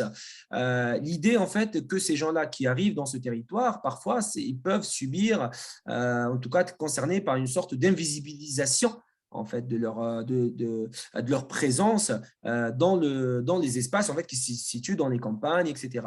Et ce qu'on voit, c'est que les actions qui sont mises en place, en tout cas les personnes qui s'engagent auprès d'eux, revendiquent des synergies locales, telles que par exemple organiser des soirées culturelles, les emmener à la bibliothèque, etc., vont pour eux créer une sorte de sociabilité publique qui permet en fait d'avoir une visibilité, une mise en visibilité de ces personnes dans le territoire, sachant qu'on est dans des sociabilités réellement basées sur l'interconnaissance, où l'élu local, moi j'ai participé par exemple à plein de soirées comme ça, nocturnes dans le village, où je retrouve par exemple le député André Chassaigne aux côtés du maire et aux côtés de la personne déboutée même du droit d'asile. Et pour eux, donc, ces soirées-là, bon, ça permet d'avoir une reconnaissance de ces personnes, de les mettre visibles. Donc, du coup, l'idée en fait, de l'ensemble de ces synergies locales, c'est de répondre donc, à la fois à une particularité territoriale. Donc, par exemple, on va trouver des logiques qui sont différentes de l'action en fonction qu'on est dans le territoire d'Ambert, qui est plutôt confronté à des fragilités territoriales, et un territoire savoyard beaucoup plus métropolisé, connecté du fait de la présence de transports collectifs, etc. Mais aussi en fonction de ce que je disais tout à l'heure, les capitaux accumulés par chacun des habitants qui s'engagent en fait auprès d'eux. Donc, le fait, par exemple, qu'une personne, elle est retraitée de l'éducation nationale, va se dire, moi, je vais m'engager, en fait, dans les cours de langue. Puis une autre personne va dire, moi, je vais m'engager parce qu'en fait, j'ai ma famille qui est aussi immigrée auparavant, donc on a vécu l'exil. Il y a des gens, même, il y a des trucs complètement vraiment intéressants dans le sens où j'ai eu même des personnes qui me disent, moi, notre famille, elle a été réfugiée parce qu'ils ont quitté le nord de la France quand il y a eu la Première Guerre mondiale et qu'ils sont réfugiés dans le sud-ouest de la France.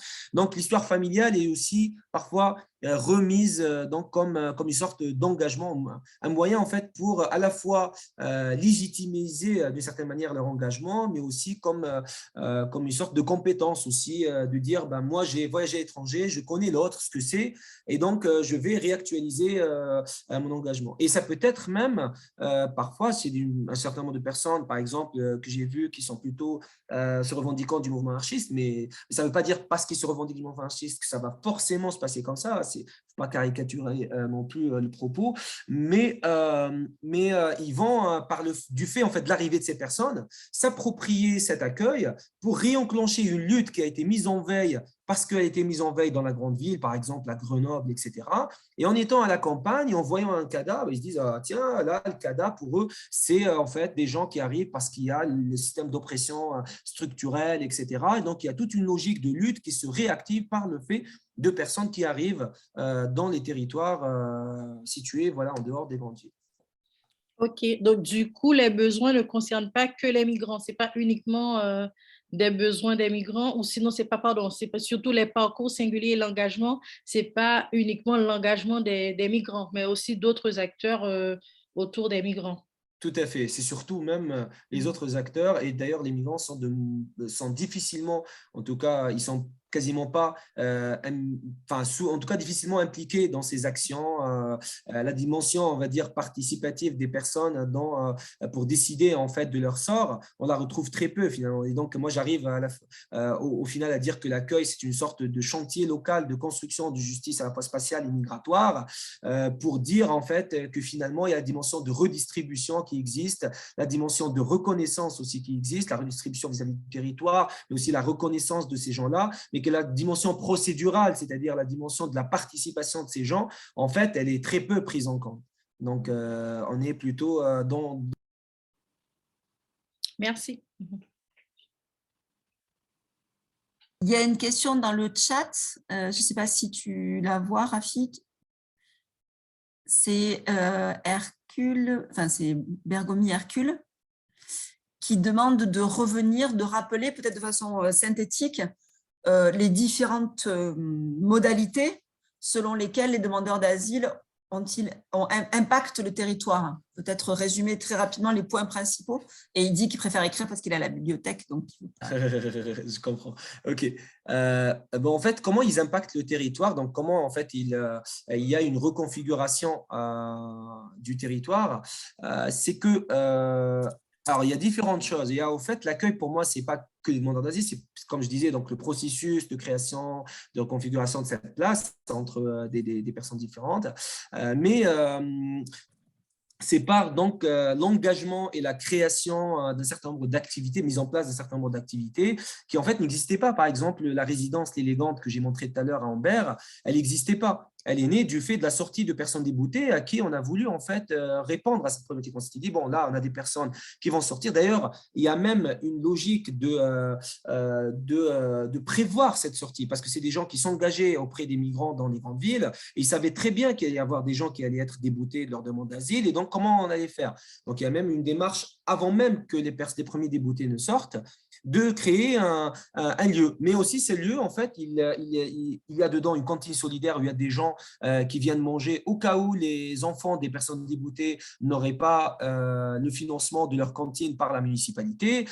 Il y a des soirées culturelles dans lesquelles, en fait, souvent d'ailleurs, on invite des groupes punk, etc., pour jouer, j'allais dire presque l'art de l'effondrement, enfin, voilà. mais d'une certaine manière, revendiquer une sorte d'une autre culture, en fait, dans le territoire. Et donc, l'image qu'on a vue tout à l'heure du village avec le bon vin, la viande, etc. Et puis, donc autour du champ agricole, etc., la ferme, en fait, ce n'est pas tout à fait ça. les territoires déjà de façon non métropolitaine sont de fait déjà très hétérogènes. Et puis, il y a déjà une reconfiguration qui a été faite depuis très longtemps, depuis les années 60, avec l'arrivée des néo-ruraux, etc. Et donc déjà, c'est le fait que ces territoires sont diversifiés sociologiquement, en fait, ça a aidé déjà à créer ces activités, mais ils se diversifient davantage par cet engagement. Mais aussi, l'autre chose par rapport aux personnes exilées, comment ils participent à reconfigurer le territoire, c'est que par exemple, quand ils arrivent dans ce territoire-là et qu'ils parlent d'une problématique, par exemple, qui concerne le Soudan, la personne qui les suit, elle ne connaissait pas ce qui se passait au Soudan, elle va commencer à s'informer, elle va être en fait rattachée à des problématiques qu'elle ne connaissait pas et qu'elle va connaître à partir de ces personnes. Même des idéaux qui existaient en fait sont remis en question parce qu'ils se disent là pour le coup le fait de s'engager avec des personnes exilées, là on a des personnes qui se disent en fait différents. Ça ne veut pas dire que forcément les anarchistes sont différents des personnes se revendiquant du mouvement catholique par exemple, mais là pour le coup moi j'ai eu des personnes bénévoles qui me disaient nous on est différents en fait là que vous voyez, mais on peut travailler ensemble parce que de toute façon ce qui nous intéresse c'est permettre d'avoir une action locale pour ces gens qui arrivent. Et donc, il y a une sorte de solidarité et de spatialité, de manière d'habiter le territoire qui est remise en question sans cesse par le fait de l'arrivée de ces personnes. Donc, c'est à ces deux niveaux, il me semble, qu'il y a une reconfiguration qui se déroule en dehors des grandes villes.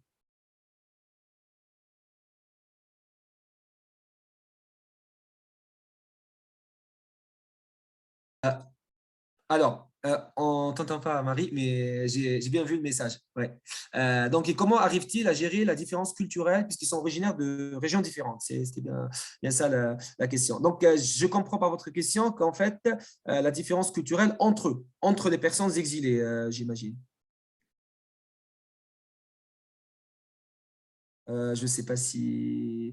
Ok, bon, on va considérer que oui. Donc, alors, pour justement cette idée donc, de différence culturelle, alors vous avez complètement raison, parce que on voit que les structures d'hébergement vont insister sur le fait de ne pas avoir des personnes de la même nationalité, tous regroupés dans le même appartement ou dans la même localité. Donc, il y a l'idée, en fait, également chez les structures d'hébergement, de répartir, en fait, les personnes en fonction, par exemple, de leur nationalité. Donc, il y a une approche, j'allais dire, parfois même, j'irais jusqu'à dire, ethnicisante de l'hébergement aussi des personnes exilées. Et sur cette problématique d'approche ethnicisante et racialiste de l'accueil, je vous conseille de lire, par exemple, des travaux de Camille Gardès et de Christine Lévrier, récemment publiés 2020-2021, sur justement l'accueil et donc le logement, en fait, l'hébergement dans les villes moyennes, par exemple.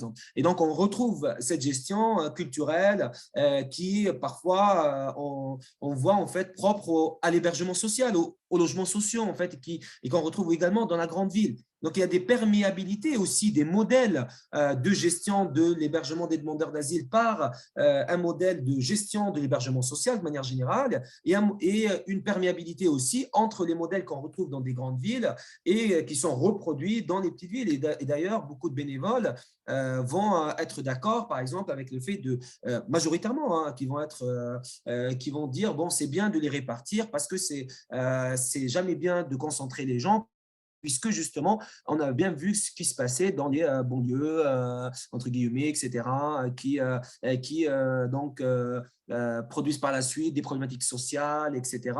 Et donc, il y a toujours ce réflexe-là de gestion de la différence culturelle qu'on connaît déjà en France et qui est reproduit en fait dans des territoires en dehors des grandes villes.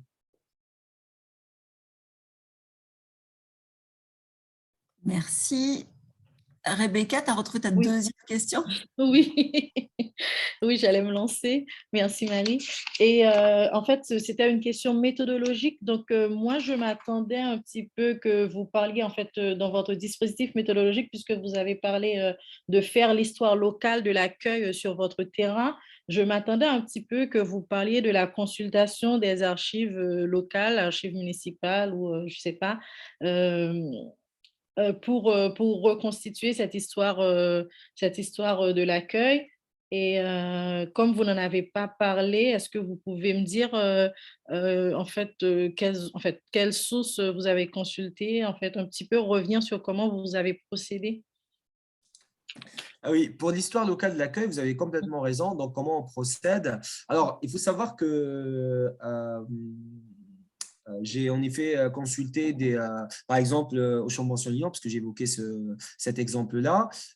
Donc, le fait qu'il y ait un lieu de mémoire, ça m'a permis, je n'ai pas précisé ici, mais ça m'a permis, par exemple, d'aller voir des documents qui sont proposés par le lieu de mémoire et qui, en fait, parlent, par exemple, de l'accueil des personnes juives durant la Seconde Guerre mondiale. Et donc, je retrouve, en fait, des familles, des noms, etc., qui, en fait, étaient engagés dans cet accueil-là. Mais souvent, ce que je fais quand même, au-delà des archives qu'on retrouve, en fait, des documents, oui, c'est une archive aussi, mais c'est surtout en fait d'interroger des personnes qui vivent là depuis assez longtemps, des élus locaux, des personnes en fait qui sont installées depuis longtemps et qui ont donc des histoires parfois pas écrites dans les archives justement et qu'on ne retrouve pas. Et donc il faut aller interroger. Pour moi, une des solutions, ça a été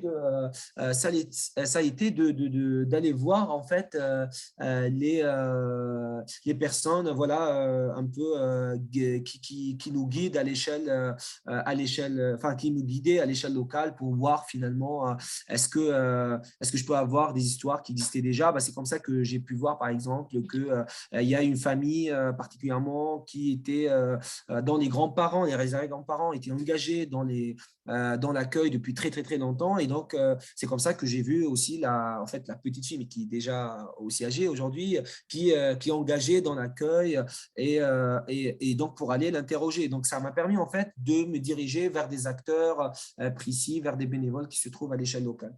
Mais il faut savoir que j'ai pas proprement parlé, aller consulter par exemple des archives départementales pour essayer de voir des sources en fait par rapport à cela. Merci. Merci.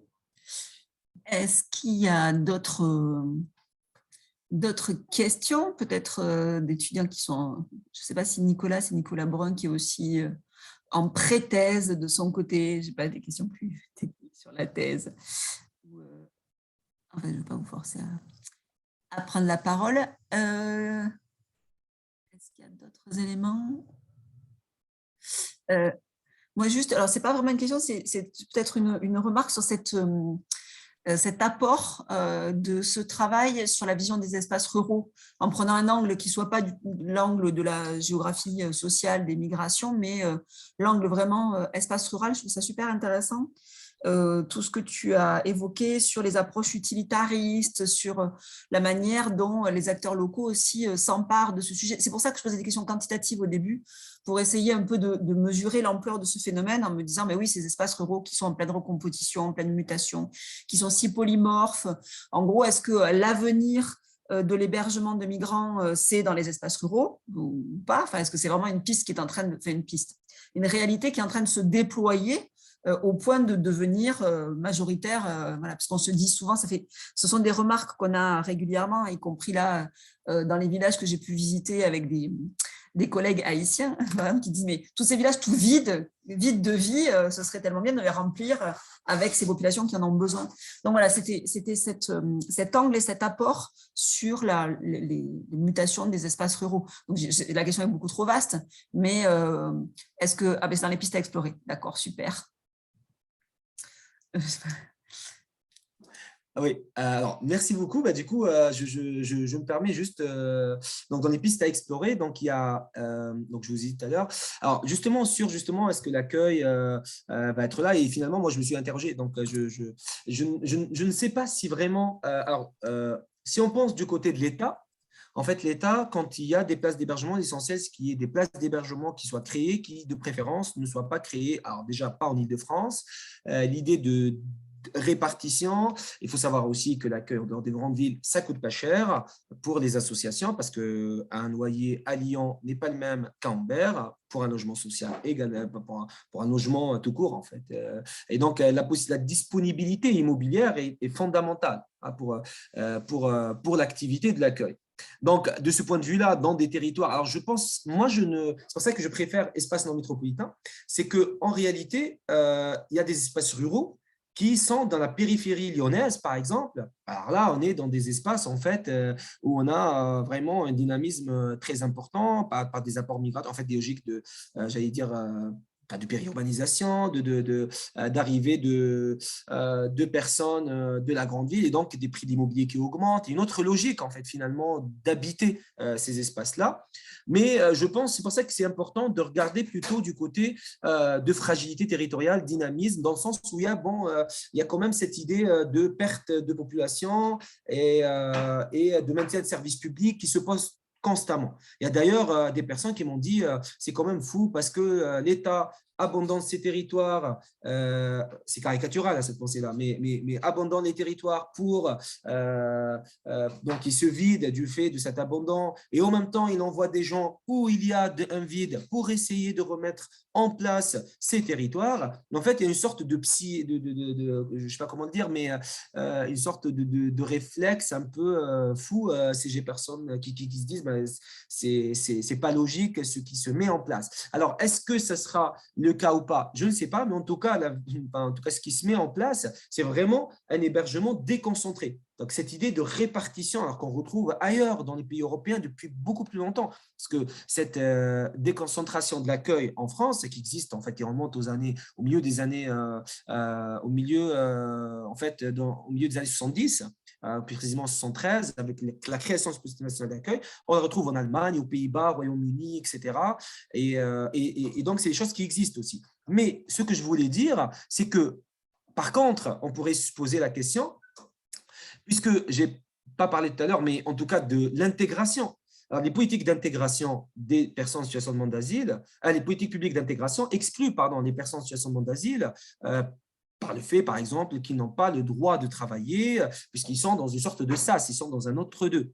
Et donc, dans cet entre-deux, se construisent des choses. On a vu avec le cercle, avec les activités qui se mettent en place. En fait, un cadre d'action informel se met en place, ce que j'appelle intégration temporaire, en reprenant un petit peu les propos d'Emmanuelle Bonrandi, qui ont été, où elle parle d'intégration temporaire. Donc, cette idée d'intégration, mais sans les politiques publiques d'intégration. Et donc, quand on regarde ici la trajectoire par la suite, on voit, vous voyez sur ces cartes, que finalement, sur cette carte, que donc les flèches en jaune, c'est les personnes qui sont déboutées de la demande d'asile et qui généralement vont rester dans un territoire proche, en fait, où elles étaient hébergées, alors que les personnes réfugiées, il va y avoir des trajectoires beaucoup plus diversifiées.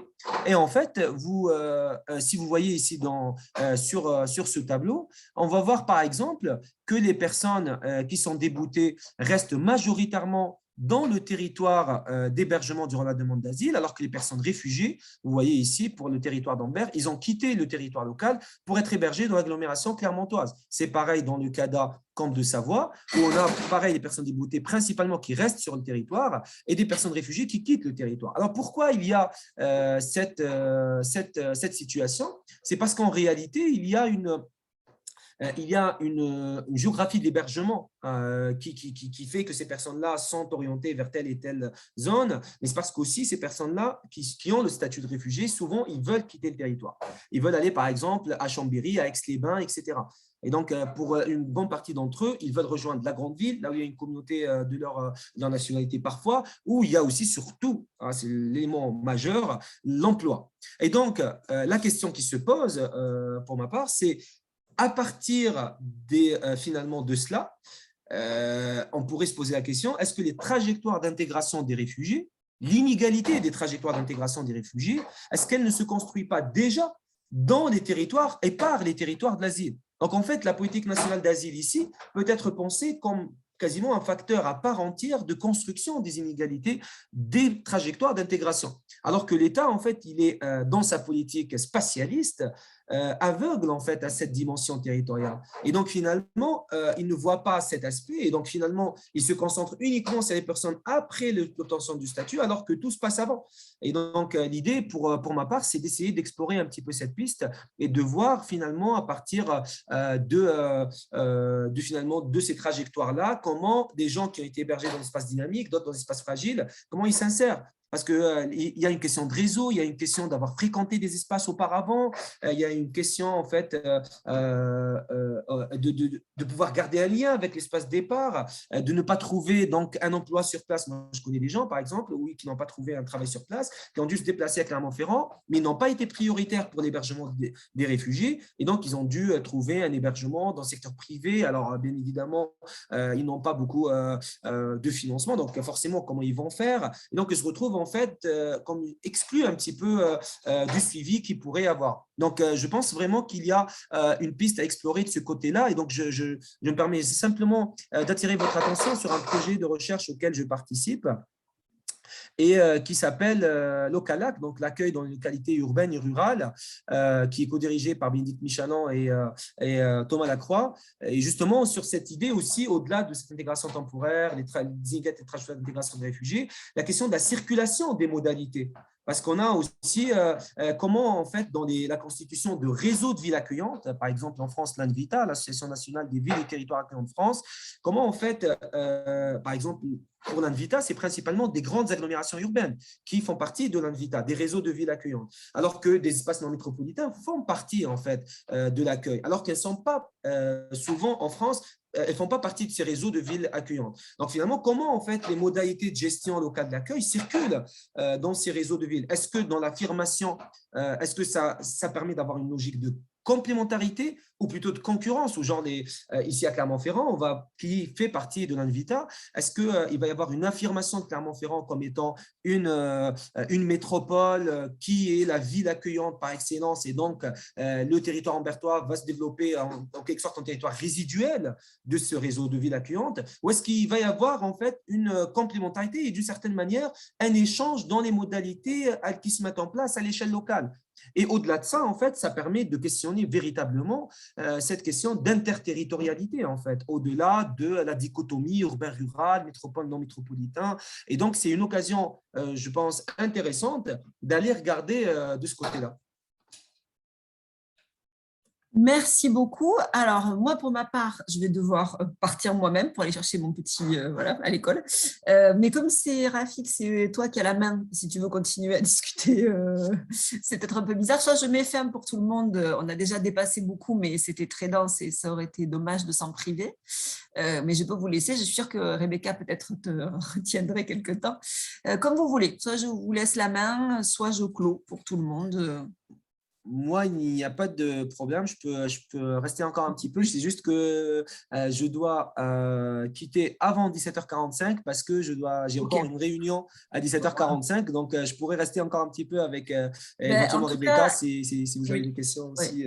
Moi, il faut que je m'en aille, sinon je ne vais pas le laisser devant l'école. Je comprends. Merci beaucoup. Je pense que c'est une prise de contact, mais qui donnera l'occasion, je pense, d'autres échanges. En tout cas, merci beaucoup d'avoir accepté cette invitation. Aux étudiants qui sont là derrière leur caméra, merci de votre curiosité. Vous avez bien fait de venir. Et je vous dis à bientôt. Je vous laisse continuer donc à discuter. Merci à toi pour l'invitation et pour m'avoir donné cette formidable occasion de discuter de toutes ces questions qui portent à cœur, et à bientôt. À bientôt. Je laisse tourner, mais je m'en vais. Mais au revoir, Marie. Au revoir. Au revoir.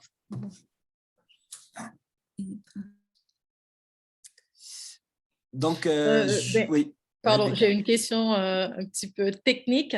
Vu que je vois que le débat est enregistré, la séance est enregistrée, donc c'est vous qui avez la main, Rafik. Du coup, faudra peut-être faire attention si vous n'aviez pas l'habitude, quand vous alliez couper. En fait, ça va vous proposer soit de l'envoyer sur votre adresse iCloud ou sinon sur votre adresse mail pour pouvoir sauvegarder l'enregistrement et l'avoir pour la suite. Voilà. Parfait, ça marche. OK. Donc, je ne sais pas si Rebecca ou d'autres personnes qui sont présentes parmi nous voudraient poser une ou plusieurs questions. Je suis tout à fait disponible pour essayer d'échanger avec vous. Je sais pas, je voudrais laisser la place aux autres vu que j'ai déjà posé d'autres questions. Moi, on pourra en parler jusqu'à ce que vous partiez. Après, il y a d'autres personnes peut-être qui voudraient dire autre chose, soit parmi les étudiants ou même parmi les collègues. Boris Lebeau, je ne sais pas si tu voudrais dire quelque chose. Je ne pense pas que Boris soit encore avec nous. Ah, d'accord, ok. Ouais. Je vois qu'on est 9, donc il y a Hercule, il y a PC, alors je ne sais pas c'est qui, mais Dominique, Ibrahima et Youssouf, et Nicolas, et puis nous deux. Ok. Voilà. Ok, ben sinon, bon, moi j'en profite alors. Ah oui, je pense qu'il y a des questions, oui, pardon. Il y a des échanges via messagerie. Donc, Ok, d'accord. donc il y a Boris Le Bon, en effet, qui m'a écrit pour me dire qu'il doit quitter la réunion. Hercule qui m'a dit au revoir. Et donc, Nicolas également, qui doit y aller aussi. Merci beaucoup. OK. Bah, du coup, on est… Donc, je pense que enfin, ouais, bah, il n'y a pas de questions, mis à part peut-être la tienne. Mm. Ok, d'accord. Alors, donc, mes questions ne seront peut-être pas trop bien agencées. Donc, je pense que je surfe un petit peu sur tout, que ce soit par rapport à la présentation en elle-même, que ce soit par rapport à la présentation de votre parcours aussi, puisque vous aviez pour expliquer d'où ça venait, ce projet de thèse, etc. Vous avez un petit peu parlé de votre parcours. Donc, et aussi les conditions dans lesquelles vous avez réalisé cette thèse. Donc, par exemple, j'ai vu que vous avez eu un contrat doctoral sur 3 ans. Ben, c'est ce qui se fait normalement. Et du coup, je voudrais savoir comment vous êtes organisé pendant ces 3 ans pour faire le terrain. Bon, j'ai compris que vous aviez déjà, c'était pas un terrain nouveau. Vous aviez déjà ce terrain-là, si j'ai bien compris, en Master 2. Et puis, pendant les 3 ans, comment vous êtes organisé pour avancer au maximum avec cette thèse et vous aviez soutenu quand? Alors, eh ben, moi, j'ai soutenu ma thèse le 3 décembre 2021 Ok. à l'Université Clermont-Auvergne. Donc, ma thèse a été co-dirigée par Jean-Charles Édouard et Maurice Fournier. Et puis, j'ai soutenu cette thèse devant un jury en fait, qui est composé de Christophe Imbert, Bénédicte Michelon, Anouk Flamand et Hélène Ménet. Et donc, cette thèse, je l'ai faite entre 2016 et 2021. Donc, mon contrat doctoral, il allait de 2016 à 2019. Et puis, par la suite, j'ai été à terre également à l'Université Polytechnique Hauts-de-France, en fait, à Valenciennes. Et alors, comment s'est organisé mon terrain? Ce n'est pas un terrain que j'avais commencé en master. J'ai commencé donc le sujet en master. Mais les terrains que je vous ai présentés aujourd'hui sont des terrains que j'ai commencé en 2016, donc durant ma thèse. Donc, je n'avais pas encore commencé, je ne connaissais pas ces terrains auparavant. Après, comment je me suis organisé, je me suis organisé par territoire. C'est-à-dire, j'ai commencé d'abord dans le territoire ambertois, ensuite dans le territoire savoyard, et puis par la suite au Chambon-sur-Lignon. Et l'organisation, elle s'est faite principalement déjà par l'aspect géographique. J'ai commencé parce que c'était proche, en fait, territoire d'Ambert, de Clermont-Ferrand. Donc, ça me permettait de commencer le terrain dans un territoire qui n'était pas très, très loin, qui n'impliquait pas le fait de se déplacer, d'aller louer qui impliquait une installation, chose que j'ai faite par la suite dans le territoire savoyard, par exemple. Mais elle s'est faite la préparation du terrain par le biais par le biais des contacts que je nouais au fur et à mesure de mon terrain. Donc, en fonction des contacts que j'avais, donc j'allais sur le terrain et puis je regardais, je voyais avec les gens. Je faisais vraiment un terrain plutôt sur le temps long où il y avait une immersion quand même auprès des centres d'accueil. Donc, notamment quand même dans le territoire humbertois et en Savoie, j'ai noué vraiment beaucoup de liens avec les deux structures d'hébergement, avec les responsables, avec les travailleurs sociaux aussi, pour essayer de voir aussi leur travail, comment ça se passait, quels sont les liens, pour essayer un petit peu d'être sur le terrain et puis de voir les coordinations, le jeu d'acteurs qui se mettait en place. Et donc, c'est un petit peu dans ce sens-là, j'allais dire, que j'ai organisé au fur et à mesure mon terrain, et puis en me fixant quand même comme objectif d'avoir voilà, les 3 groupes d'acteurs à interroger, etc. Donc voilà, c'est un petit peu dans cette perspective que j'ai conduit ces terrains. Je vois qu'il y a encore du monde, donc ouais. n'hésitez pas à prendre la parole si… Après, si je ne sais pas s'il n'y a pas, s'il y a encore des questions, ce sera avec plaisir pour vous répondre avant d'y aller pour, comme je vous ai dit, pour 17h45. Mais s'il n'y a pas de questions aussi, du coup, ce sera, du coup, je vous remercierai quand même d'avoir assisté, participé à ce séminaire et puis de m'avoir posé toutes ces questions très intéressantes. Et de toute façon, voilà, il y a mon mail aussi si vous voulez qu'on échange davantage sur ces questions, etc. Ce sera aussi avec grand plaisir. Bon, d'accord, je vous remercie. C'est justement, j'allais vous demander avant de partir de la possibilité de me permettre de vous contacter par mail, que ce soit pour des questions méthodologiques par rapport à mon propre terrain ou sinon même aussi pour des références théoriques. Moi, je ne travaille pas sur l'accueil des migrants, je travaille sur la diaspora, sur le champ diasporique haïtien. Donc, mais ça n'empêchera pas donc, ce n'est pas exactement la même problématique, mais ça n'empêchera pas, je pense, qu'on ait comment je vais dire ça, soit des auteurs en commun. Je pense qu'il y a pas mal d'auteurs que peut-être que vous avez utilisés dans votre travail, que je pourrais aussi mobiliser, même si ma problématique n'est pas tout à fait claire encore. Et vous avez parlé notamment de William Berthaumière. Je sais que William Berthaumière aussi a travaillé notamment sur les diasporas dans le cyberespace. Donc, je m'inspire de ces travaux aussi pour comprendre, vu que la question des technologies d'information et de communication est très importante, l'usage de ces technologies pour pouvoir garder des liens avec notamment le pays d'origine, mais aussi d'autres lieux qui constituent l'espace de la diaspora que j'étudie. Donc, je me dis, je peux toujours avoir besoin de vous contacter pour vous demander des références et dans la mesure du possible, peut-être pour en discuter aussi de mon travail. Voilà. Ce sera avec grand plaisir. Merci beaucoup. Je vous remercie beaucoup, Rafik. À bientôt. À bientôt. Au revoir. Au revoir.